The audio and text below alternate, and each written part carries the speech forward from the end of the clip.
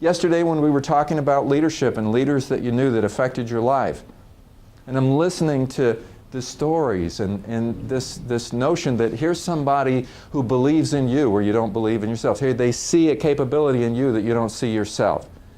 And they've got these high standards, and something causes you to want to aspire to those standards. But you could be in the very same situation with a terrible leader, and you wouldn't be motivated to do it. There's something about some individuals that just cause you to see something yourself or cause you to do something differently. That's what we want to try to figure out. How do we motivate our employees? The thing that occurs to me is that we are all resource managers. And human resources are very critical in a hospital, okay? So people come to work for this organization, and if their performance is below a certain level, then they probably need to be fired. But there's a level that they can work at where it's not low enough to necessarily be fired, but you look at them and you say, this is really an underperformer. And then you see other people that are working at a very high level. They're very engaged. They're enthusiastic about their job. They love coming into work, and you just feel like, I wish I had more people like this. And every individual that works for this hospital has a certain amount of discretionary effort that they can put forth. They're not forced to do it. They don't have to do it, but they just do it anyway.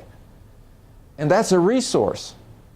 So let's say that between the low performer and the high enthusiastic performer, maybe there's even a 30% difference in terms of the output and the energy and the resource that you get out of that individual. 30%, 35%, I don't know what it is. It could be pretty high. Now, if you multiply this times the number of people that work for a hospital, and you think about if we could get everybody performing to this level, giving the maximum, not because they're forced to do it, but because they want to do it and they feel good about their jobs. You know, the interesting thing is when you love what you do and you're really producing a lot, most people feel good about that. In fact, the underperformers who don't care about their job usually are not that excited about getting up in the morning.